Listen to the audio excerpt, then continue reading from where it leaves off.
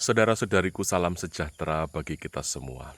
Saya ambil video ini sesudah memberi makan ikan selepas misa pagi hari ini, yang Injilnya berbicara tentang Yesus memberi makan 5.000 orang laki-laki dengan 5 roti dan 2 ekor ikan. Ya, saya senang sekali topik atau Injil hari ini karena mengingatkan saya akan prinsip-prinsip pelayanan kita.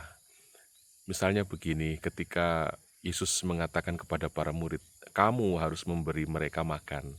Tetapi para murid pikirannya itu terlalu tinggi atau terlalu besar. Ya, sampai kemudian mereka sendiri merasa tidak mungkin mereka bisa buat itu.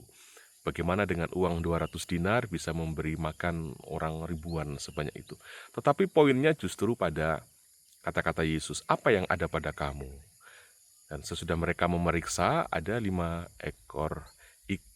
roti dan 2 ekor ikan. Dan mulailah dari situ, begitu. Mengucap syukurlah dari apa yang ada itu. Jangan terlalu banyak atau terlalu jauh pikirannya, terlalu besar sampai kemudian akhirnya kita nggak buat apa-apa karena belum apa-apa sudah bilang nggak bisa, begitu kan. Jadi Yesus itu mau bilang kepada kita bahwa lakukan dulu sebisa apa yang kamu bisa lakukan, dan biarkan Tuhan yang melanjutkan dan membesarkannya. Jadi jangan berlagak sebagai Tuhan atau menggunakan pikiran Tuhan pada tempurung kepala kita manusia yang pasti kita tidak mungkin bisa. Tetapi lakukanlah apa yang bisa kita lakukan dengan apa yang ada pada kita, dan percayalah kalau itu untuk kebenaran dan kebaikan, Tuhan tidak akan tinggal diam. Nah, ini saya suka sekali teks ini karena ini berhubungan dengan apa yang kami lakukan di Surian, ya. Ini Taman Maria, Anda bisa lihat ya, saya berdiri. Ya, ini ada kolam ikan, ada taman di belakang, dan di belakang sana besar ada patung Pieta, ya. Untuk membuat taman ini, taman sederhana, bukan taman yang wow sekali, tapi taman yang sederhana tapi bagi saya indah. Mulai dari mana? Bukan mulai dari grand design, tapi mulai dari apa yang kita punya, apa yang umat Surian miliki, ya. Dan kami menangkap mereka punya semangat, mereka punya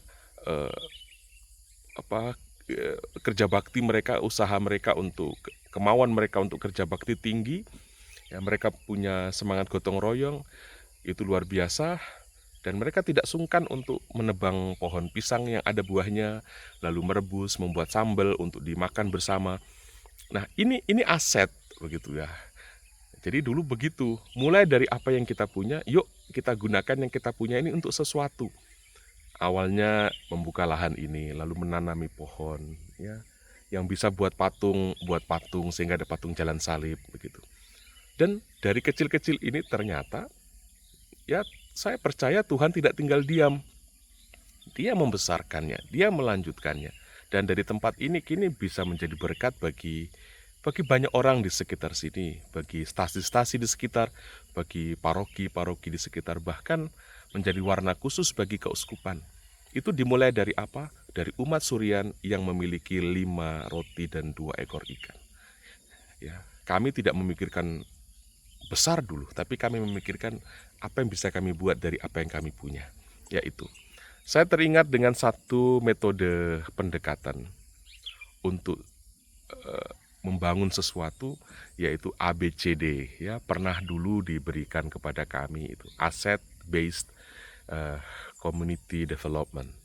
Jadi bagaimana perkembangan itu berangkat dari aset yang dimiliki oleh komunitas ini. Luar biasa kata-kata Yesus itu. Apa yang ada pada kamu, gunakan itu, ya. Jangan dulu berpikir 5.000-nya, tapi apa yang bisa kita pakai, yang kita bisa lakukan dari yang ada ini. Dan percaya ada Tuhan di situ yang akan melebarkannya, yang akan membesarkannya. Dan memang terjadi, bukan? 5.000 orang laki-laki, berarti ada 5.000, lebih dari 5.000 orang yang menikmati apa yang dilakukan oleh para murid ketika ada kebersamaan dengan Tuhan Yesus di sana. Tapi yang kedua juga penting, yaitu mengucap syukur. Segala sesuatu harus diawali dengan syukur. Ya. Jangan dulu mengeluh, jangan dulu merasa berat. Aduh, belum apa-apa sudah. Apa mungkin ini? Apa mungkin? Bisa nggak ini? Bisa nggak itu? Tapi mulailah dulu dengan melihat yang ada dan syukurilah itu. Saya pernah mengatakan kepada umat bahwa yang membuat kita hidup hari ini itu bukan mobil mewah, bukan rumah gedung mewah, bukan uang berapa deposito di bank, bukan. Tapi yang membuat kita hidup hari ini adalah 1-2 suapan sendok nasi. Itulah yang membuat kita bertahan hidup hari ini. Maka mulailah dari mensyukuri yang sedikit itu.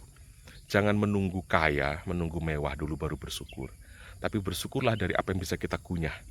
Karena itu yang membuat kita bisa bertahan hidup di hari itu.